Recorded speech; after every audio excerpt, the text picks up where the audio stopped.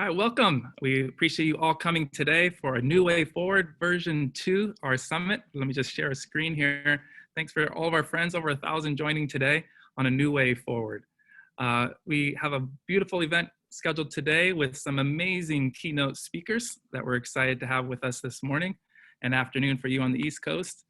Sessions that you can vote with on your feet and an opportunity to connect. And we have lots of wonderings that we would like to understand ourselves is how do we use systems to empower our work, to how do I empower the students and teachers to rethink and build student agency differently. We have those same wonderings as well. This is my mother-in-law with my son, and she lives in El Centro. It's about 100 miles down from San Diego. And we're cleaning out her house and changing out the carpet and putting in new flooring. And it was really old, and we pulled up the carpet. And underneath that carpet was linoleum, and under the linoleum was tar paper. And underneath the tar paper was this newspaper. That's right, that's what it said. Imagine what year that was written. May 16th, 1949. A long time ago, and we've been wondering this for a long time, and then all of a sudden this happened. Why couldn't we create change? And then COVID-19 came. And it started feeling like this. Which way are we going? And so we had to get together with thought partners. We can't do this on our own. And so we had a group of folks that said, hey, what might that look like on a New Way Forward? Because we can't do it alone.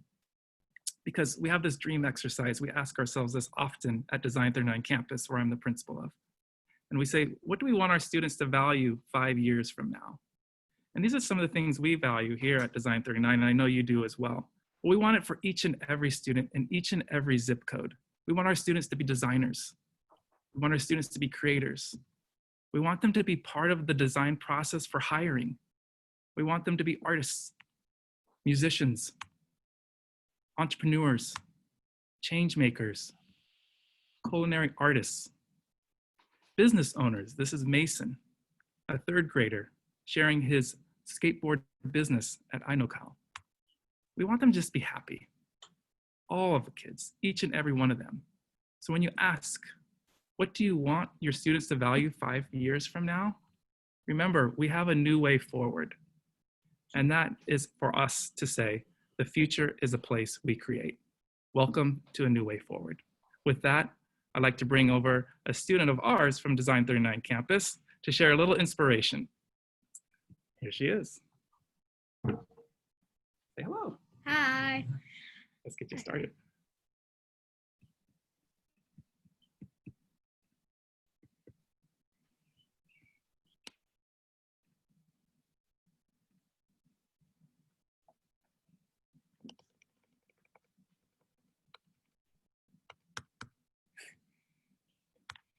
When I was little, I lived in Houston, Texas, and one night, me and my dad were playing Hungry Hippos. And if you guys aren't familiar with the game, it's a game that looks like this. There's one hippo on each of the 4 sides, and you push down the lever on the hippo's back to make the hippo eat the little marbles in the middle. The player with the most marbles at the end is the winner. But anyway, I'm not here to tell you how to play Hungry Hippos. Since it is a plastic game, the hippo's necks tend to malfunction and get stuck. So me and my dad are playing, and I'm like pounding down the lever. I'm super competitive, always have been. And all of a sudden, my dad's hippo's neck gets stuck. And I look at him, and he looks at me, and it took him a few seconds before he said anything. And then he says, well, guess my hungry hippo isn't so hungry anymore. And I started uncontrollably laughing. I guess what I'm trying to get to is that I'm not going to remember most of my life when I was I'm not going to remember most of the things I learned in school, but I will remember the things that are personal to me, like that story I just told you. I should probably introduce myself. Hi, my name is Gemma Stoddard.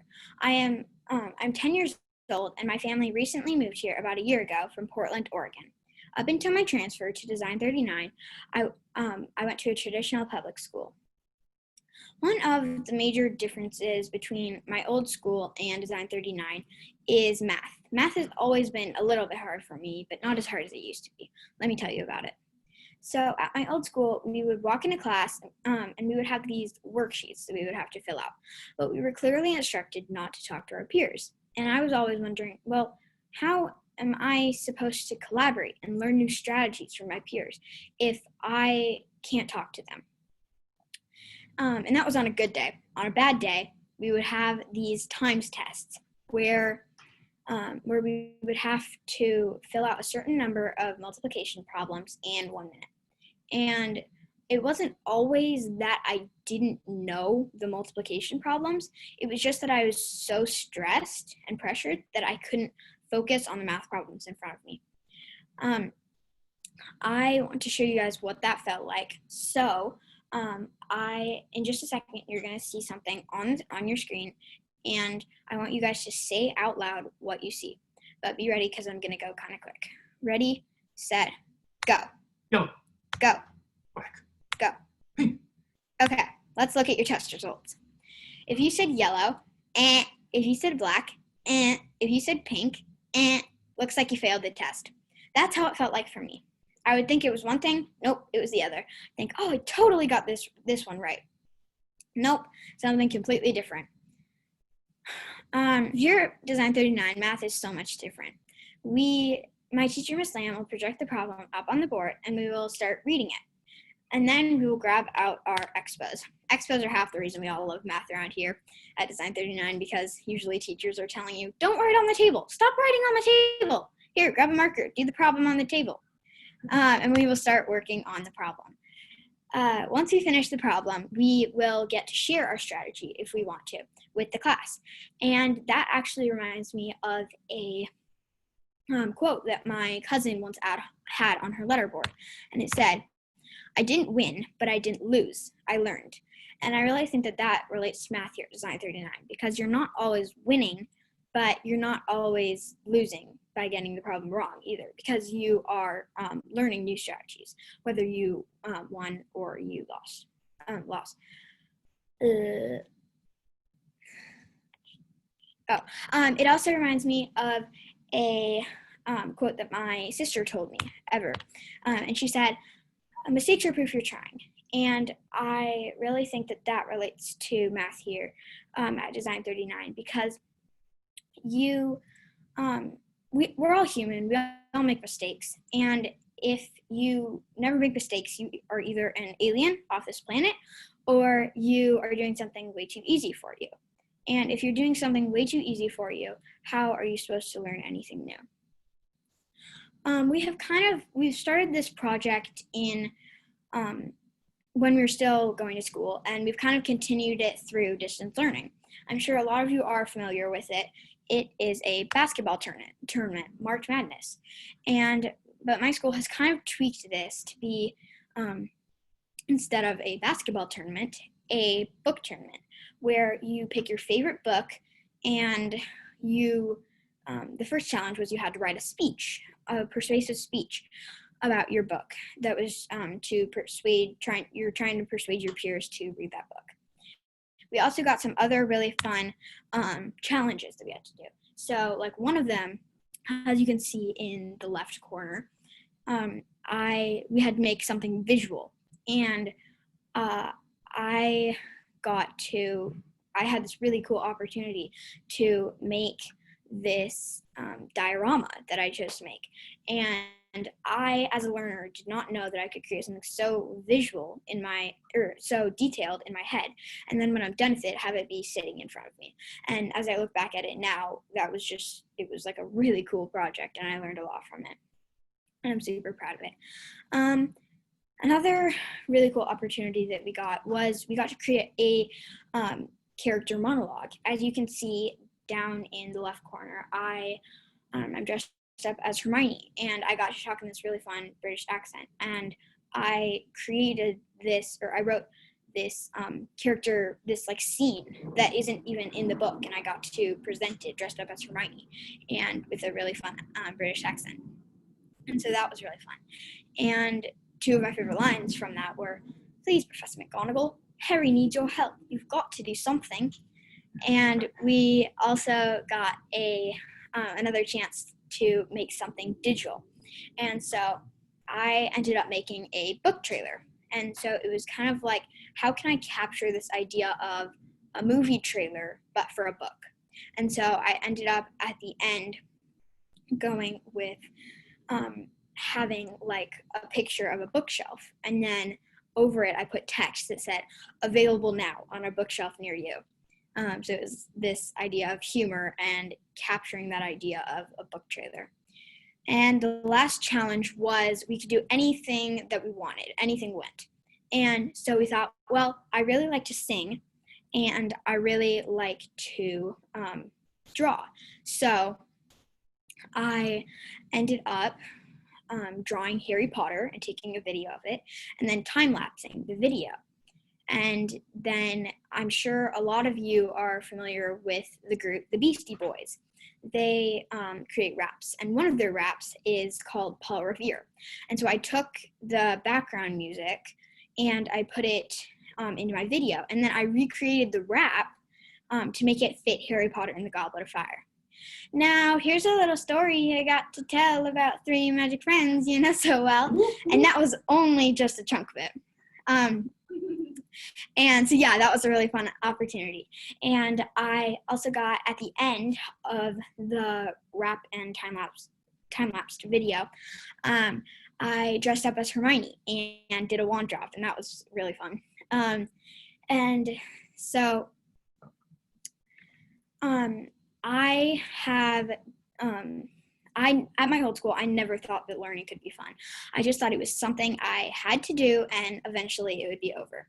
Here, what probably took me 1 minute and 30 seconds to 2 minutes to explain has proven to you that learning really can be fun. And I've had so much fun with March Madness. If I were going to take away one lesson with me when I leave Design 39, it would be what you guys are all doing right now, collaborating. And I leave you with this: there's nothing more personal than learning.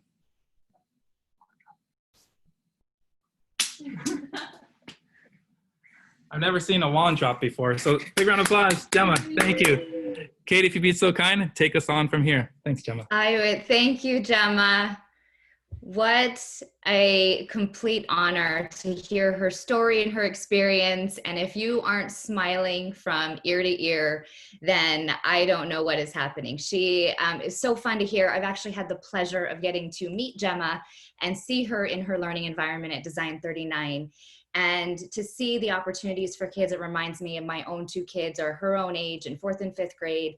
And I've seen what's possible in schools, but in my own kids when we focus on learners and we really trust them and believe in them. And I think Gemma just showed that with how much she got to explore and experience as a learner herself.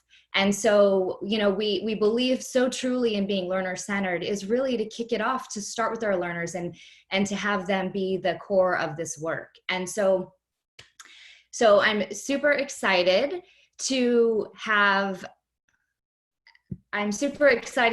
some great speakers here today and educators to kick off the conversation. And first, we are going to start with Lynn Moody. First, we're going to start with Lynn Moody, who is a superintendent of Rowan Salisbury Schools in North Carolina.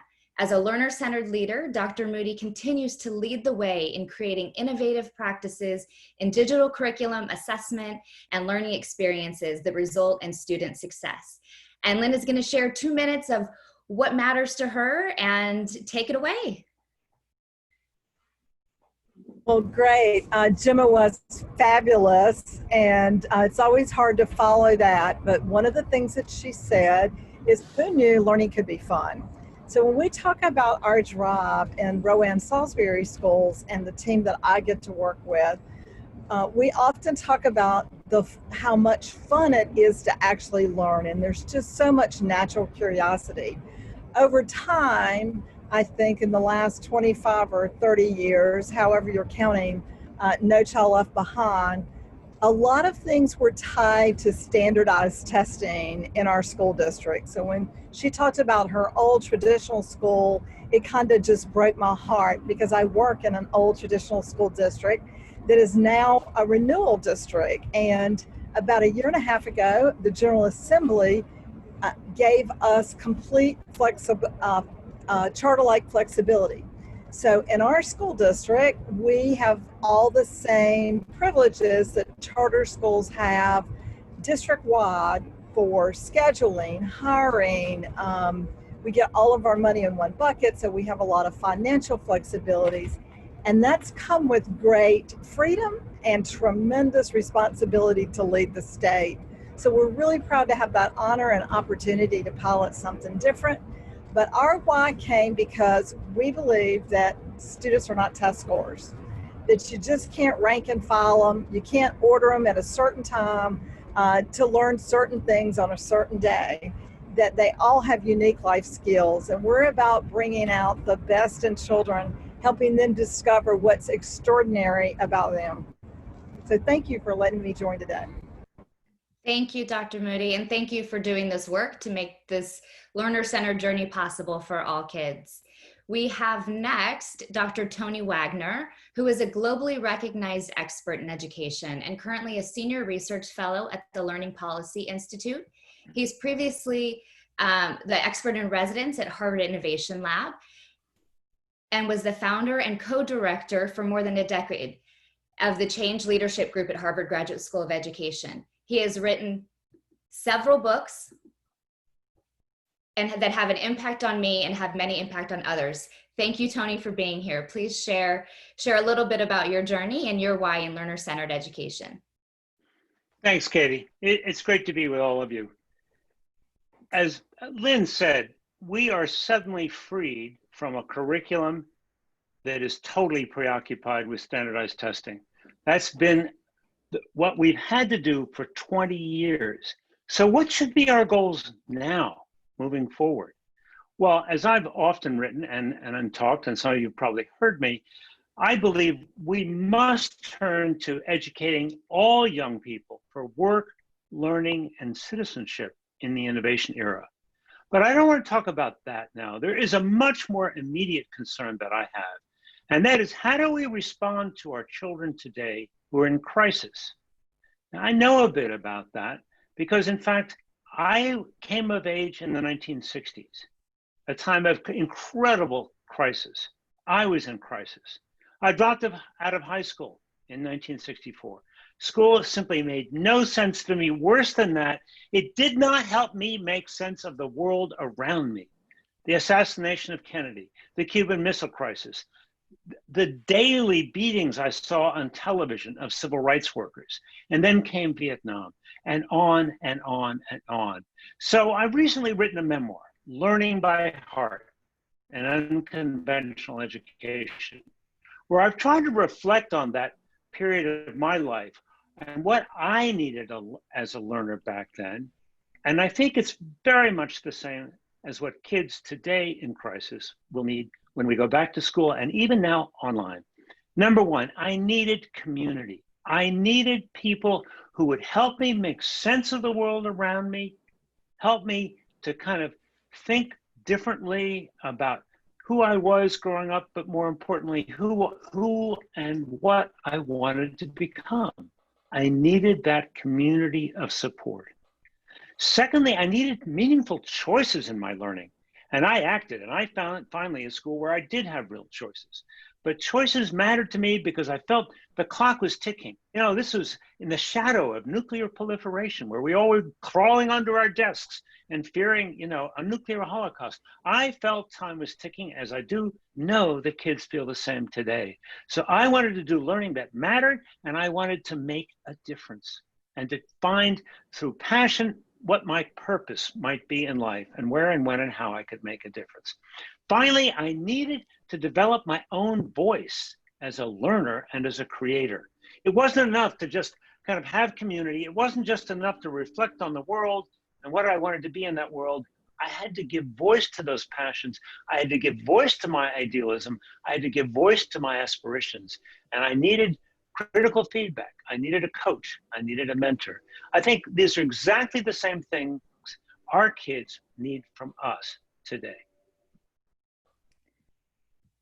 Thank you, Tony. I think it's so important to put this in perspective and share the things that we need as learners have been the same for a very long time. And it's great to hear your story and your experience, and similarly connects to Gemma. The community, the voice, and the passion are so absolutely important.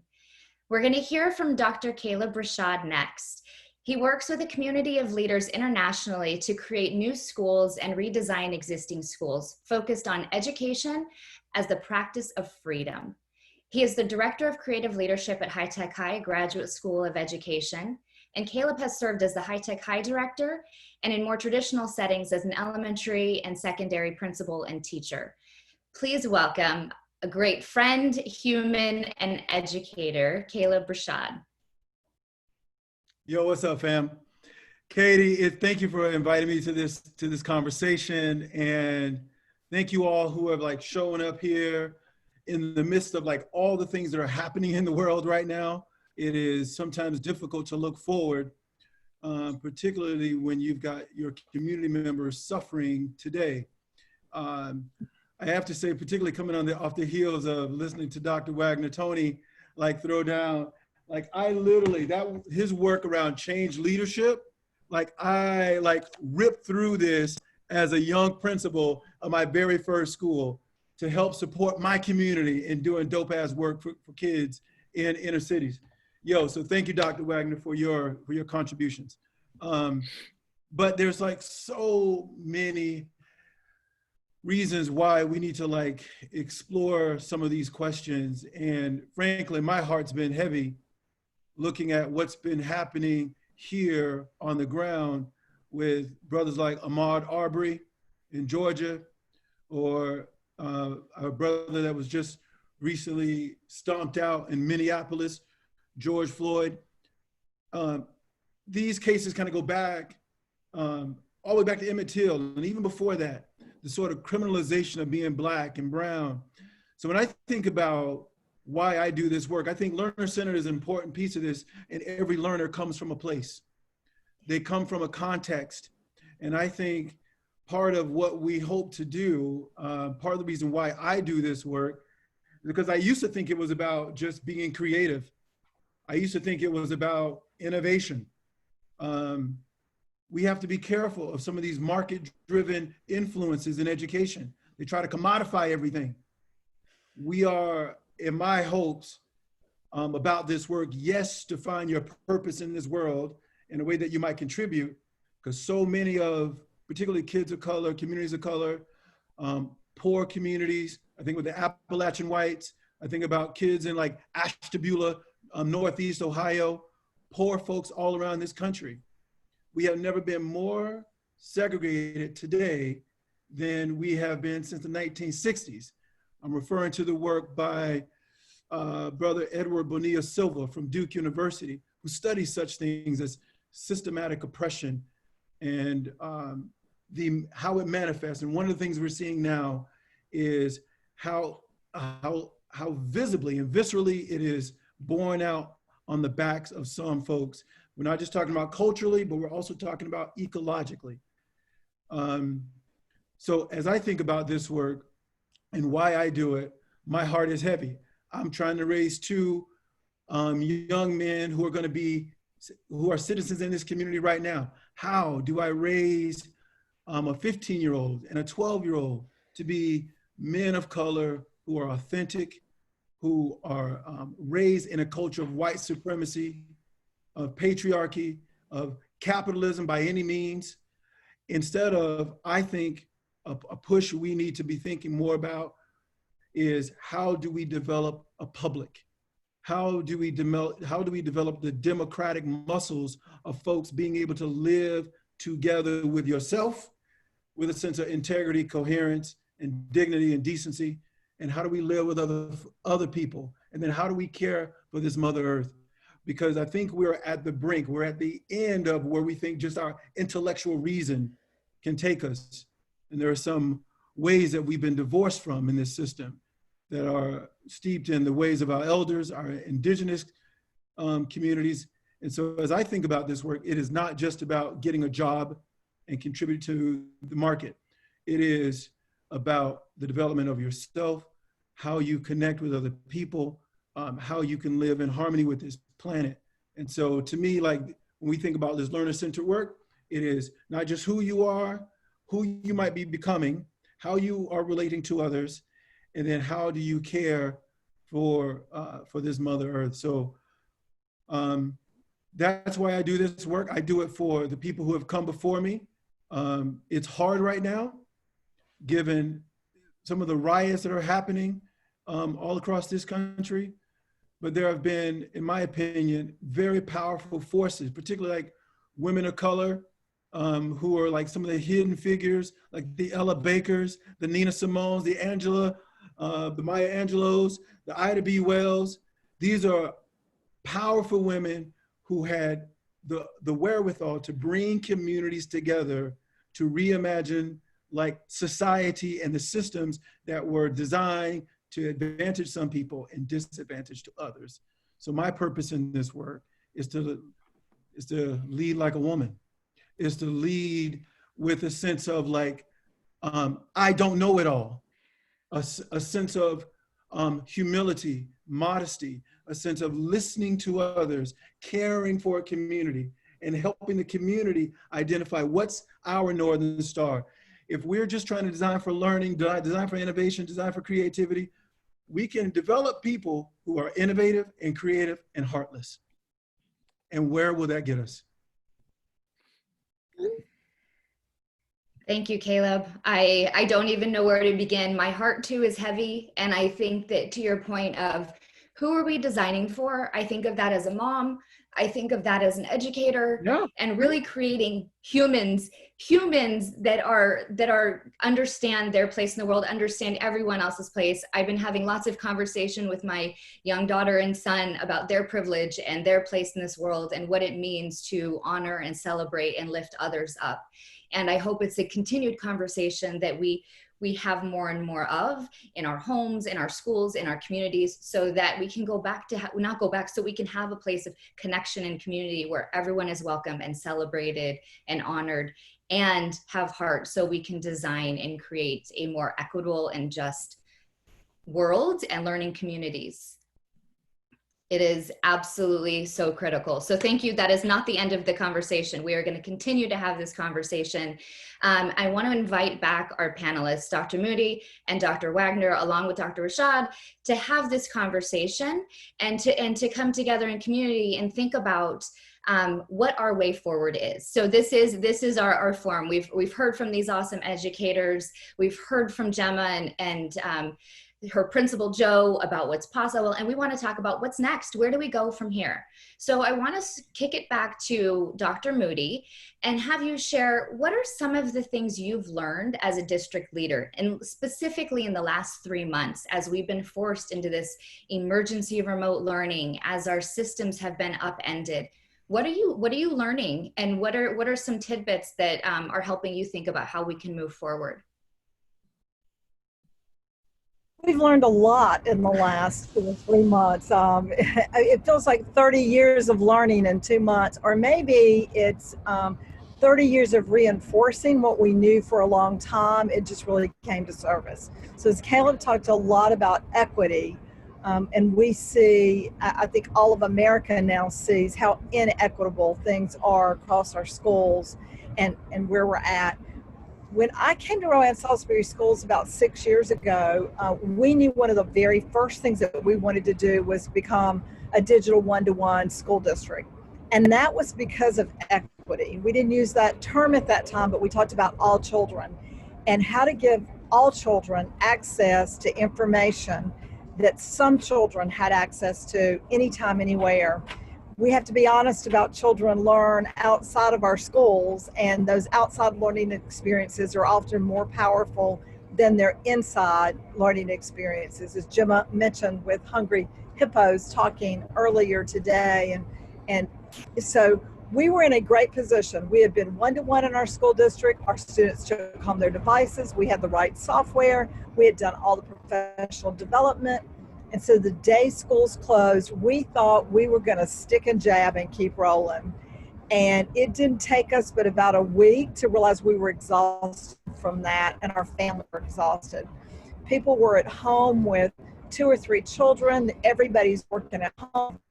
Makeshift room that they recreated that's not really always conducive for learning. And we're pushing out daily standardized lessons. And we had to slow down and stop. One of the things that we did is to say the lessons have to be more along a child's passion and longer periods of time, instead of do this and I'll grade it this afternoon. moms would have 3 people at home on the same internet and the internet would crash. So they had to learn different ways. Our mom is working, dad is working, and they can't cope. Had to pay things. World learning over that period of time, and then I started providing professional development for all of our staff. I'd love to invite Tony or Caleb if you have some thoughts to share on things you've learned in the last couple months that have really resonated.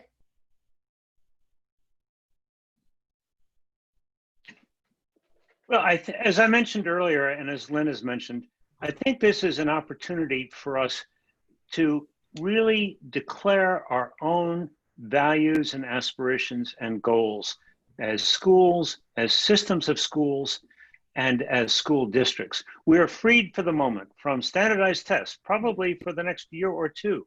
So what is our goal? As Caleb is very eloquent in describing that we must, whatever we do, pay profound attention to equity.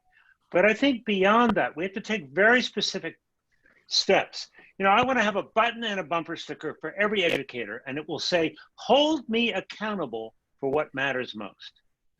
And I want us to engage our communities in a conversation. All right, now that the tests are gone by, they're 20th century relics, what do we believe we should be held accountable for? Community, tell us, what do you think are the skills, the dispositions, the content knowledge? All of those matter. So we should start by creating a portrait of a graduate. And there's a very good website called Portrait of a Graduate with great resources.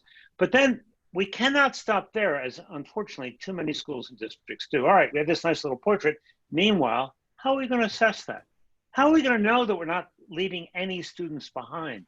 We have to then do the tough work of creating meaningful assessments for the goals that we just described. Yes, every student should have a digital portfolio. Yes, we should have real performance standards. I want to see a high school diploma be a certificate of mastery, a collection of elected and required merit badges. And that's exactly what we are working towards with the Mastery Transcript Consortium. So I think what I've learned in the last few moments is carpe diem, seize the day. Now is the time for us to take back what is rightfully ours, which is a conversation about the purposes of education and ways in which we believe we can and we should and we must be held accountable.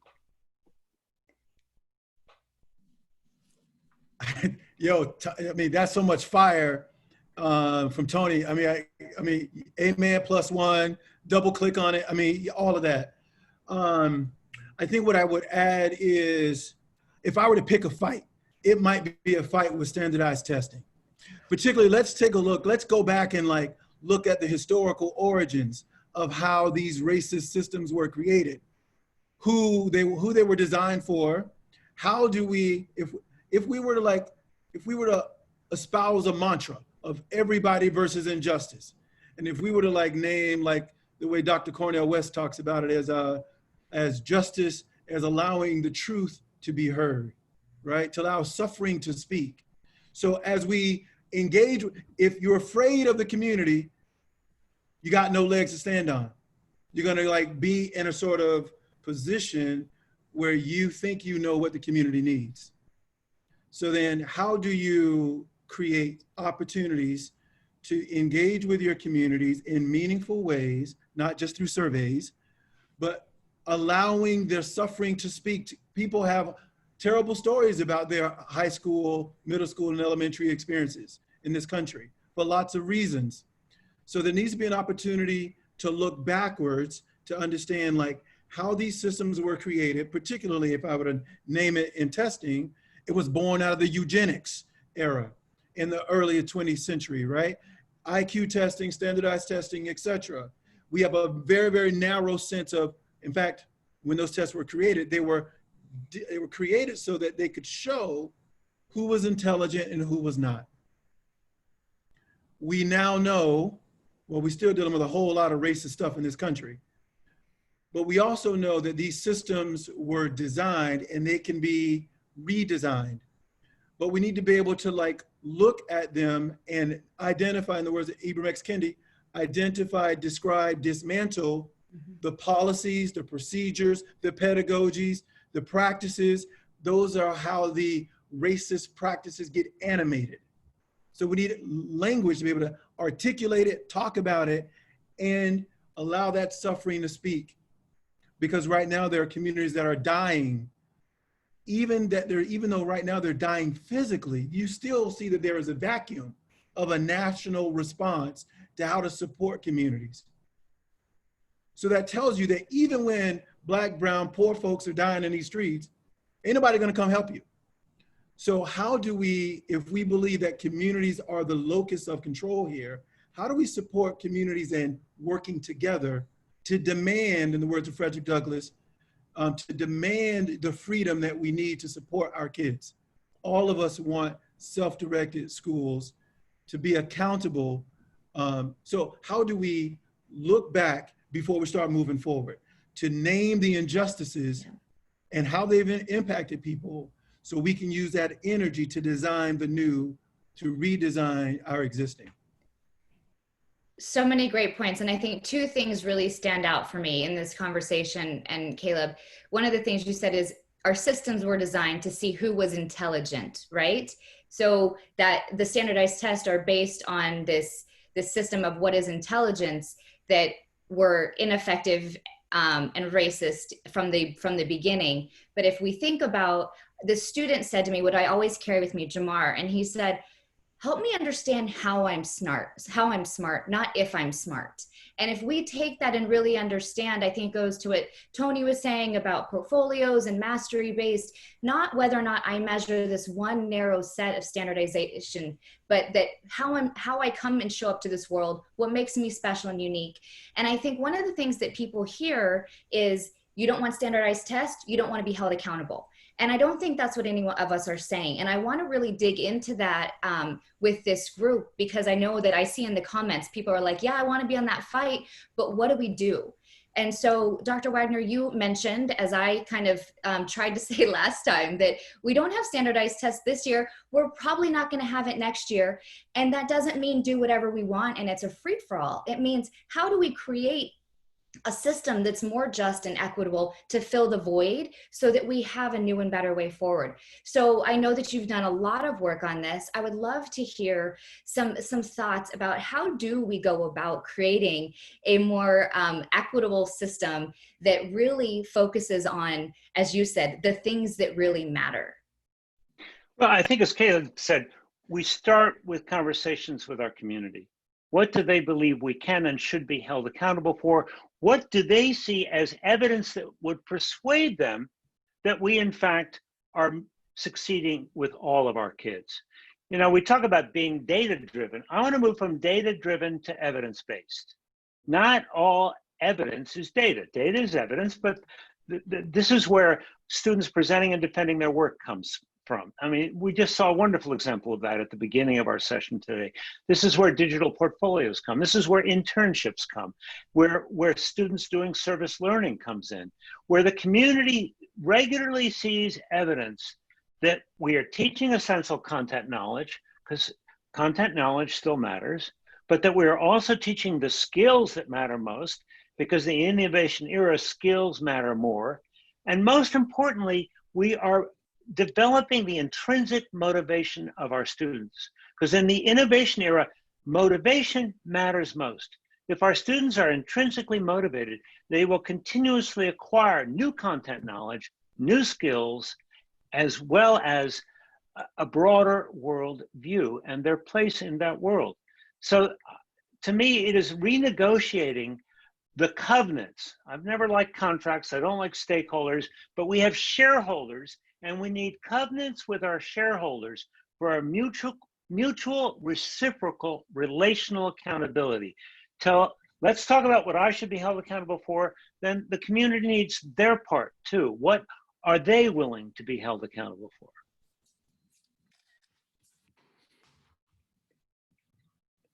I love that. Thank you. And Lynn, I'd love to hear from you've been really working on a new accountability framework. I'd love to hear from a district leader, and I know our audience would love to hear that also. How do we actually do this?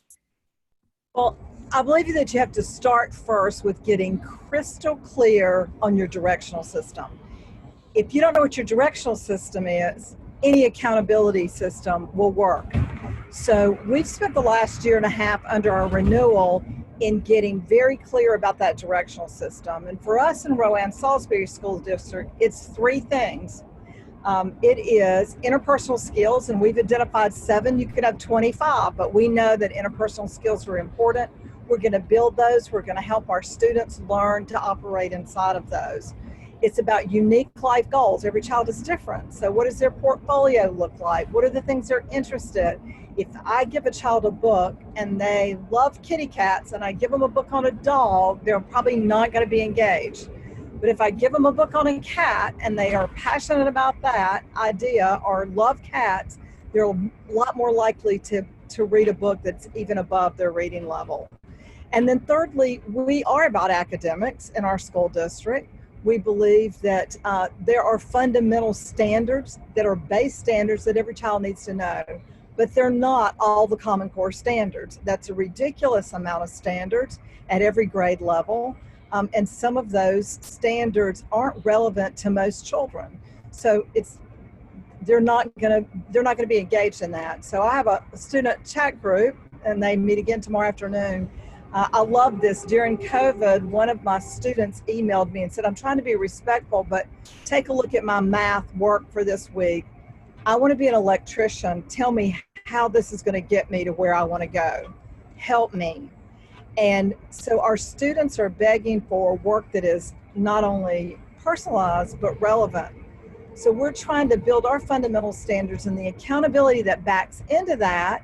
We say accountability is an account to who? To our local community. That's who we want to be accountable to, not to the federal government, not even to the state, to our local community and our parents and our children.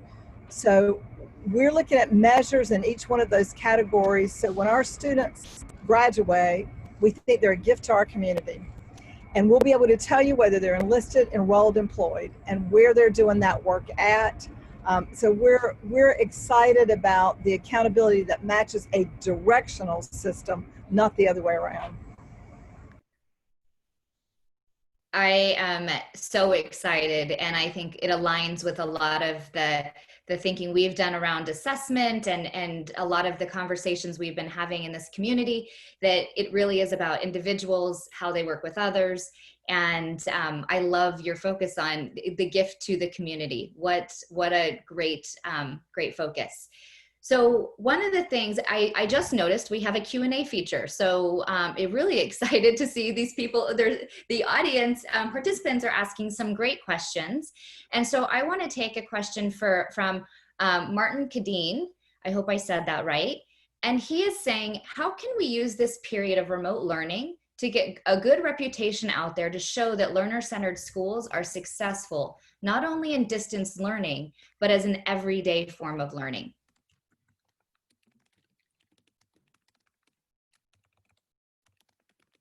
Well, to me, again, the challenge is engaging the community and letting them see student work. And I noticed an interesting point here about in the 80s, end of course exams might have helped one of our panelists is here not have failed math. So I do think part of this is our holding one another accountable. And I don't mean formal evaluation systems with checklists. They're virtually useless. They may get rid of the 1% or 3% of the teachers who are outright dangerous to kids and their peers. What I am talking about is communities of practice working together to solve problems of practice. We in our school communities need to help one another improve continuously. We know who the laggards are. We do know that. And we tend to look the other way. And we think, well, you know, administration will take care of that. Well, their checklists aren't going to take care of it. We are going to have to take responsibility for our profession. And I think that really means stepping up and coaching one another, seeking feedback and learning from that feedback as we move forward. I have never taught a perfect lesson. And so neither has any teacher. And if you ask teachers, do you want to be evaluated? They'll say, heck no. But you'll then ask a different question. Have you ever taught a perfect lesson? They'll say, heck no. Would you like feedback on your lesson? Well, absolutely.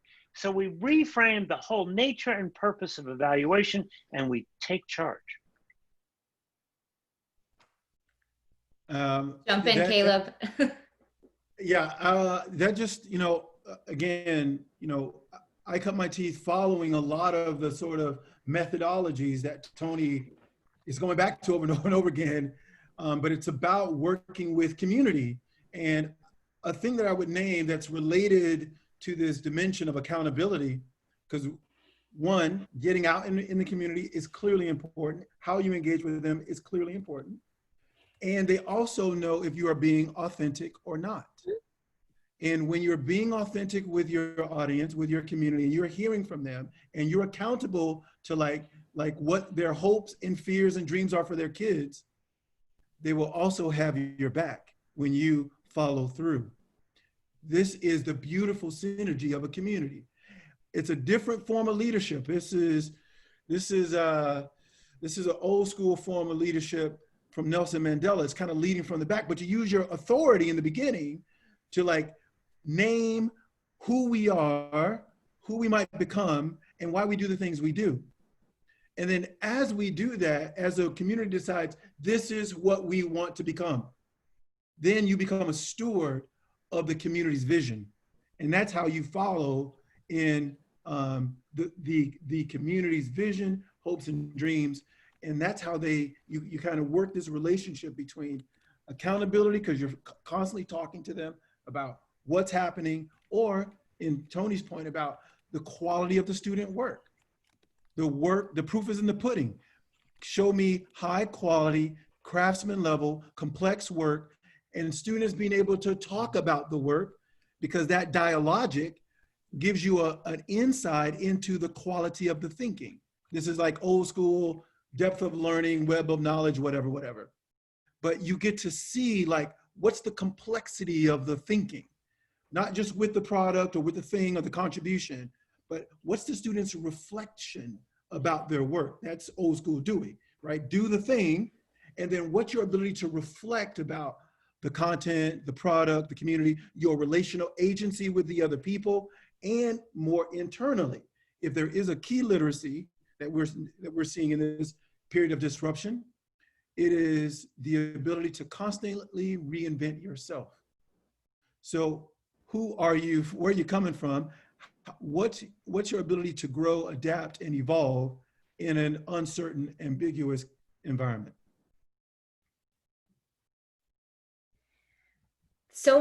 There's so many great questions. I wish that we had another 2 hours to talk about them. And I think that we're going to have opportunities to continue these conversations in our breakout sessions. But I want to give each of the panelists a moment to just briefly kind of share. You've shared a lot of great ideas, hopes, and dreams today. What is your kind of one step? What would someone do to take that necessary next step and move forward? We'll go ahead and start with you, Dr. Moody. What is something that you would recommend for these people listening and wondering, what do I do now? What is my next step? Well, I believe the one next step that everybody can take is to understand, as much as we believe that our children are unique and have their own passions, so do all the people that we work with and our staff. So as you look at your staff, being able to identify some of those folks that will be your teacher leaders to lead the design work, to become more learner-centered, to engage in these conversations. In Appleby America, they talk about influencers. They're not the people with the titles. They're not your department chairs. They're the people who lead and influence work, and they're willing to commit that kind of time. So start with that group, have lots of conversations, all kinds of references inside the chat, and there's so many more. Get in a network, get in a group that wants to talk about it and learn more about how to become learner-centered. Thank you. I'm going to ask Tony for you to share, what is your one step that this group can take? The wellspring of intrinsic motivation, I believe, is curiosity and a desire to make a difference. We are born with that. We are born curious, creative, imaginative. The sad thing about school is that I think it destroys curiosity for far too many kids. So one thing I would encourage that we as teachers and ask our students as well as ourselves to keep a question journal. Just start with that. Write down questions that occur to you. I kept a teaching journal for a decade, and I would keep 3x5 cards in my pocket. And as I would sort of crazily wander from one thing to the next, reeling from the last class and try to figure out what went wrong, make a quick little note. Every Saturday morning, I'd sit down and look at all my questions, my concerns, and I would start journaling. And that was my way to begin to make sense of my world as a young teacher. I also think it is the starting point for all of our kids, that if we encourage them to keep a question journal, they develop curiosity as a muscle. The more it's exercised, the stronger it gets. Then we cut out a part of the day or a part of the week where they get to pursue that question or learn more about that concern that's eating at them. And we help them identify the one that just seems urgent and important to them. But it starts with that seed curiosity, that flame that we have to continue to help grow. Thank you. Love that. And Caleb, what are your final thoughts? Honestly, I was just hanging on every word Tony was saying.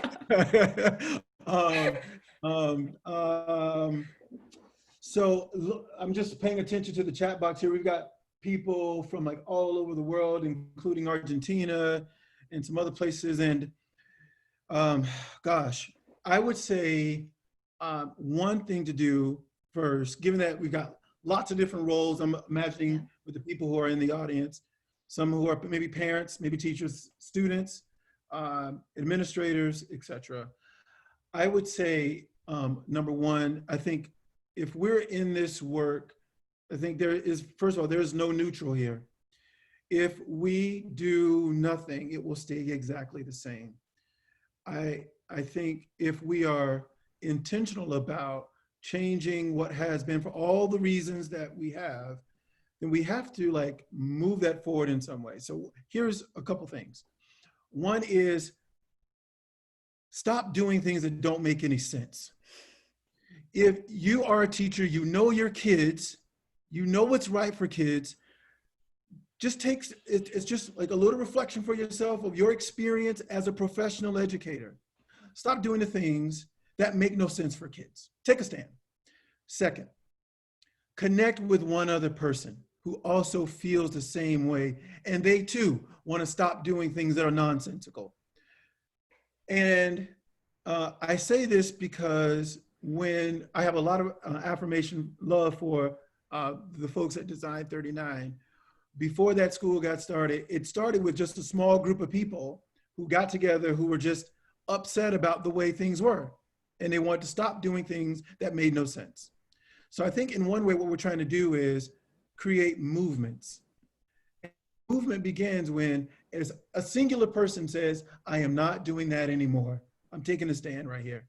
Two, they find their tribe or one or two other people who say, I'm not doing that either anymore. And they do what Tony said and what Lynn has mentioned. They're like looking for opportunities to experiment with young people that allow them to do things and broadcast it. You draw more people to your beacon. And now you've got more than just 2 or 3 people. You might have 2 or 3 classrooms, 3 or 4 schools, or several communities. And this is how you build a movement that galvanizes everybody versus injustice. Likewise, I'm similarly hanging on your every word. And I think it is time to go to our breakout sessions, but I do want to leave. There's a lot of comments in the chat that one thing I want to reference, and I think Caleb, you hit this on the head. If you're not, stop doing things that don't make sense, right? And I just was sharing this the other day, that to be an effective educator means you sometimes have to not just be a compliant employee. We really have to think about what we want for learners and what they need. And just because things have always been a certain way does not mean it's right or it's the way that we need to move forward. And so for all of these people in the chat thinking about, I want to, but somebody else won't let me, Let's shift that locus of control to I have power, I have control, I have opportunities to change things for my learners, for my community, and start taking those steps, whether you're a teacher, a student, a community member, a principal, or a superintendent. We can do this work together. You have 900 people on the call right now. You have many more people out there who are going to continue to be part of this journey, who want to be part of this. So let's connect. Let's work together, support each other, and keep asking better questions so that we can move forward together and do this work and create a new and better system. So thank you very, very much to our panelists, Dr. Moody, Dr. Wagner, Dr. Rashad. It is truly an honor to be able to be here and have this conversation with the three of you who are so influential. Joe Erpelding from Design 39 and Gemma, thank you to the entire design team who has really supported this venture. We are just honored to be part of this process and grateful. We are going to move into our breakout sessions, and you should go to the website, newwayforwardsummit.com, and you can click on the join button, which will take you to the breakout session of your choosing. And in each of those breakout sessions, there's a variety of panels. There's some design sessions, there's some workshops. So choose something that meets your needs and the questions that you have right now. We will also video record all of them, and so they'll be available later on. So you can check all of them out, as well this recording, if you want to share it with people who weren't able to make it. And then we're going to come back the last 15 minutes at either, I'm looking at my time, so 1:45 Pacific time or 4:45 Eastern time to do a closing and reflection. So we hope to see you all back here. Make sure to share your thoughts, a new way forward, hashtag a new way forward, and let's stay connected to do great things for all kids. Thank you very much.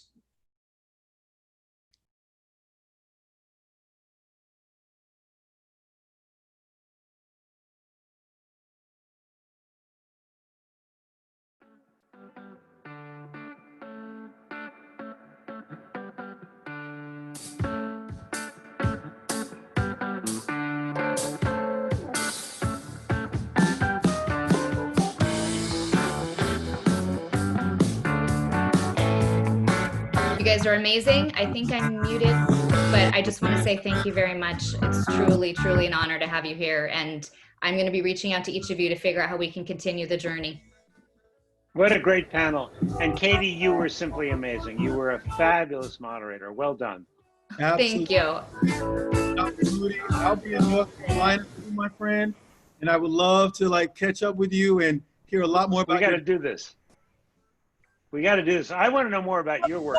You spent way too much time praising my work. I want to know more about yours these days. I would love to have you guys come visit, and I'd love to continue some conversation. Thank you. Thank you. All right. Bye, guys. Take care. Bye-bye. Hey, Katie. Katie, wait. Katie. Okay. Yeah. Ed just texted me and said, he probably can hear us. Can you allow the host for screen sharing, Greg Bear? Yes. Okay. Tony, thank you. I sent a follow-up email about an assessment session. I'll get us all looped in together. It's Emily. Thank you. Good. Look forward to it.